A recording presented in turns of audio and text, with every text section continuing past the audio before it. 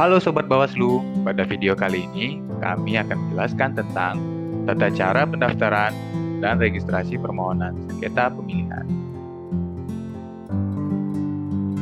Untuk dasar hukumnya bisa Sobat Bawaslu lihat pada tayangan video berikut ini.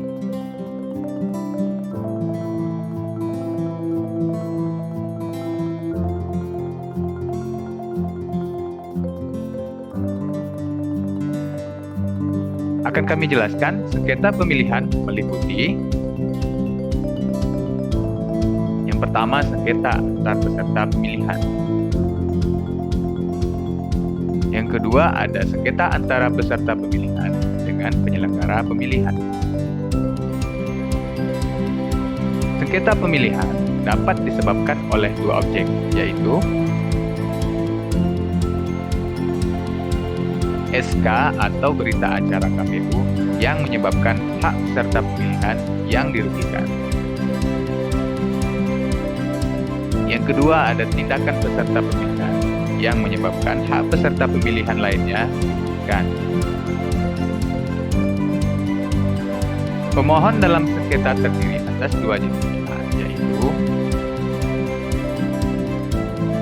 pasangan calon gubernur dan wakil gubernur, juga bupati dan wakil bupati, serta wali kota dan wakil wali kota. Selanjutnya, bakal pasangan calon gubernur dan wakil gubernur, bupati dan wakil bupati, serta wali kota dan wakil wali kota. Termohon terdiri dari dua jenis, yaitu pasangan calon gubernur dan wakil gubernur, bupati dan wakil bupati, serta wali kota dan wakil wali kota untuk sengketa pemilihan antar peserta. Yang kedua, KPU Provinsi atau KPU Kabupaten Kota untuk sengketa antara peserta dengan penyelenggara pemilihan.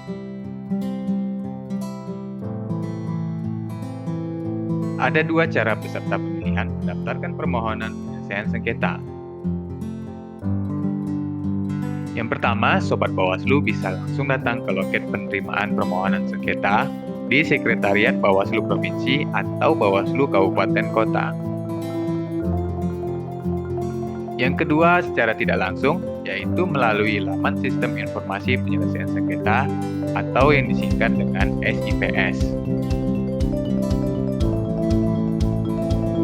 Permohonan diajukan 3 hari sejak keputusan atau BA KPU Provinsi atau Kabupaten Kota ditetapkan, yang merupakan objek sengketa dari penyelesaian sengketa protes di Bawaslu. Pemohon wajib menyerahkan berkas, yaitu yang pertama, permohonan pemohon yang dituangkan dalam formulir model PSP1 dengan rincian 1 rangkap asli yang ditandatangani dan nomor cukup, 3 rangkap fotokopi dari asli, dan disampaikan dalam bentuk dokumen cetak dan digital dengan format Word yang disimpan secara elektronik dalam media penyimpanan data. Yang kedua, KTP elektronik atau surat keterangan kepemilikan lain yang terdiri dari 4 rangkap fotokopi dari asli dan surat keterangan lain sesuai peraturan perundang-undangan merupakan dokumen pengganti KTP elektronik. Daftar alat bukti dengan rincian 1 rangkap asli yang ditandatangani dan nomor cukup, 3 rangkap fotokopi dari asli dan disampaikan dalam bentuk dokumen cetak dan digital dengan format Word yang disimpan secara elektronik di dalam media penyimpanan data. Objek sengketa dengan rincian 4 rangkap fotokopi dari asli. Jika dicantumkan sebagai alat bukti, objek sengketa dihubungi materai cukup dan dilegis di kantor pos.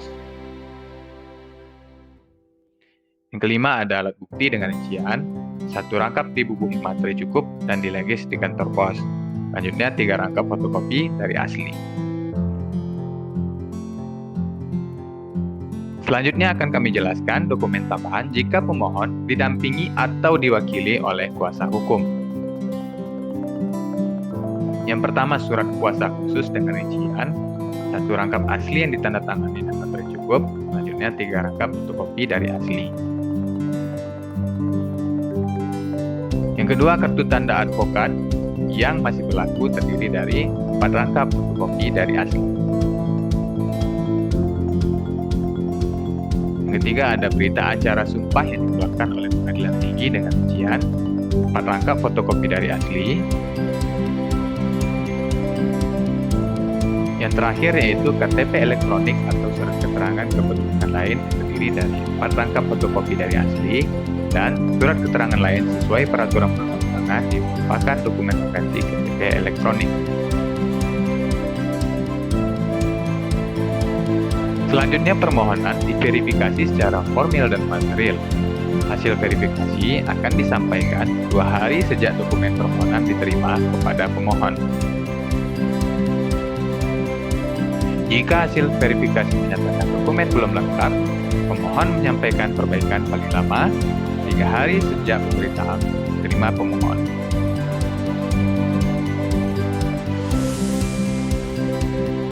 Satu hari sejak dokumen perbaikan diterima, kembali dilakukan verifikasi terhadap dokumen perbaikan melalui rapat pleno pimpinan pada Bawaslu, Bawaslu Provinsi, dan Bawaslu Kabupaten Kota. Jika dokumen dinyatakan lengkap secara formil dan material, permohonan dinyatakan diregister dan dituangkan pada formulir model PSP 5 dan model PSP 25. Jika dokumen dinyatakan tidak lengkap secara formil dan material, permohonan dinyatakan tidak dapat diregister dan dituangkan pada formulir model PSP 5.